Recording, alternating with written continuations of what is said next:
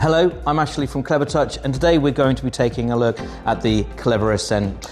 It works for all screens from 55 inch right the way up to 86 inch. Now we're going to have a look at the main body of the stand at this point. So when you open it up, you'll find that you've got another box inside, and within this box you'll see here, these will include the main bracket struts to put the bracket and screen onto the trolley.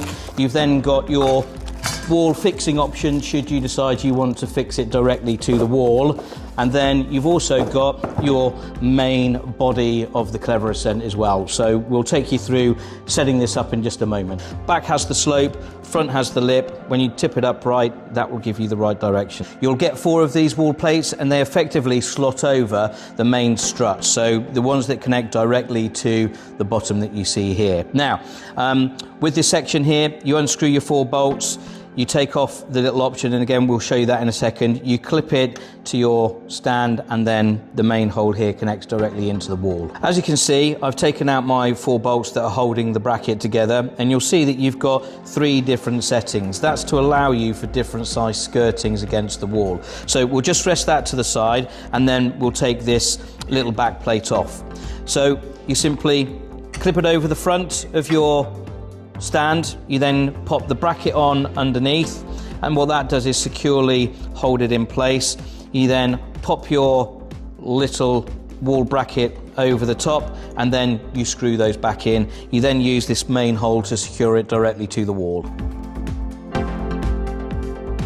For the purpose of the video, I've actually raised the stand up a little bit further because I want to be able to show you how you cable this in. So if I bring my camera over, I'll demonstrate that in a little bit more detail.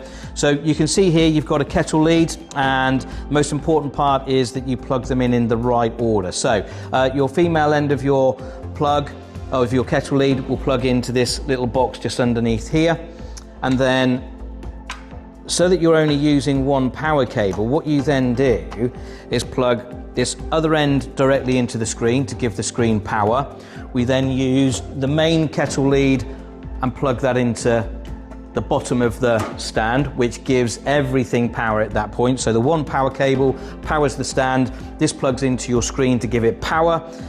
You've then got your little USB connection that you see here that you can plug into the screen, which means if you don't want to use the manual controls, you can use the controls via the screen itself. And again, we'll show you that through the floating pen tool option later on.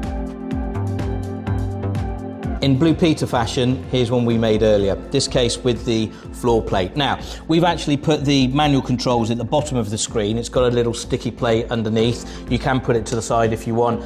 You don't even have to use it because, as I said, you've got the remote controls. But the key thing is, when you first install it, you've got to follow a set of instructions. So bring it all the way to the bottom. So with the down arrow, bring it all the way to the bottom, allow it to hold for 5 seconds. It will automatically bounce up about 7 millimeters, and then you'll hear a beep. It will then tell you that the reset has been successful. That means that your stand is ready to go, and then you can raise it back up to the appropriate level.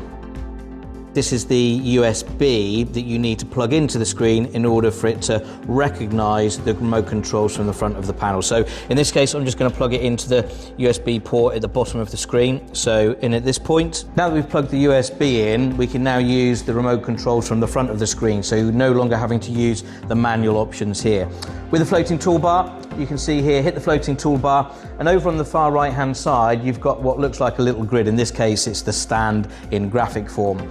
Hit the little button, and then you've got a number of options here directly. So if I just bring the camera over very quickly, you'll see these in a bit more detail. So we've got our raise, we've got our lower, and then you've got memory 1 and memory 2 at this point as well. So I'm just going to raise the screen up very quickly at this point, so you can see the screen is being raised. And then in order for me to save a position, so in this case we're going to save position 1, I hold my finger on the number 1. That tells me that it's saved the first height. And then if I just drop the screen slightly, and then what we're going to do, I'm just going to hit the button with the number 2 on it, and then again this will save it at the second height.